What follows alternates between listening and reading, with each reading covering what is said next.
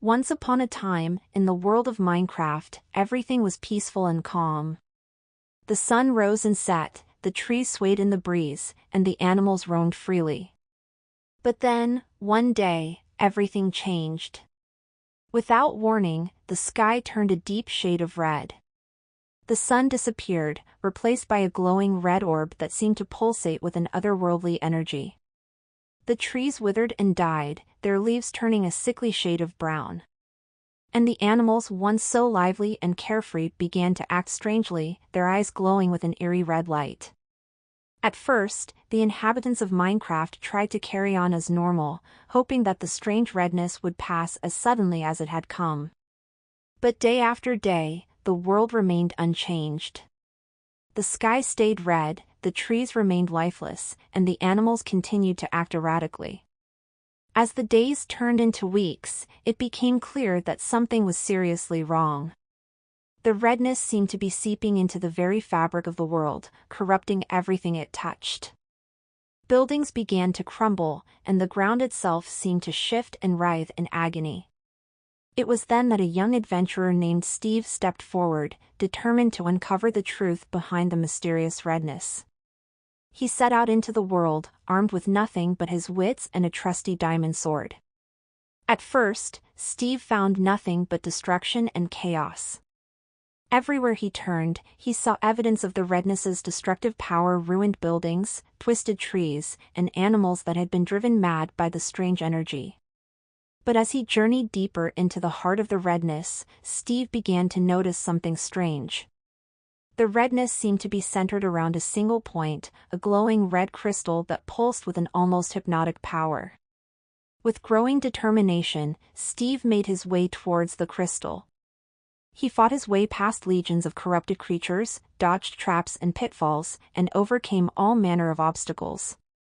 Finally, after what felt like an eternity, he reached the crystal. And with a fierce cry, he plunged his sword deep into its pulsing heart. At first, nothing happened. But then, slowly but surely, the world around him began to change.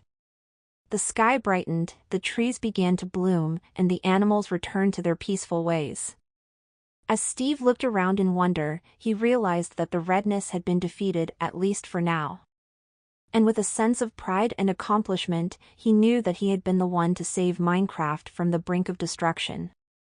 After defeating the red crystal and restoring the world of Minecraft to its former glory, Steve knew he needed to learn more about what had caused the strange redness that had nearly destroyed everything he knew and loved. He journeyed to the nearest village, hoping to find someone who could shed some light on the situation. And there, he found an old and wise villager who had seen many things in his long life. The villager listened to Steve's tale with interest, nodding thoughtfully as he recounted his adventures. And when Steve had finished, the villager stroked his beard and spoke in a low, solemn voice.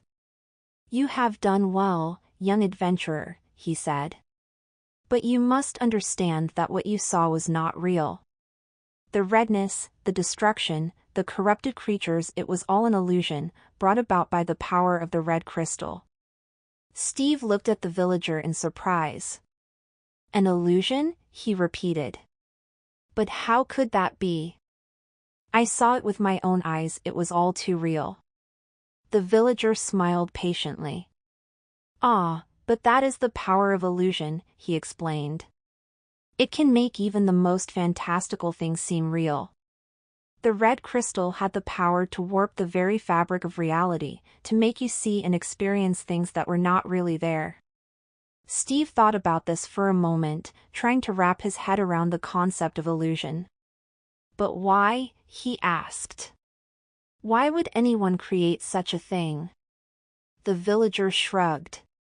"There are many reasons why someone might seek to manipulate reality. Perhaps they sought power, or knowledge, or simply to test their own abilities.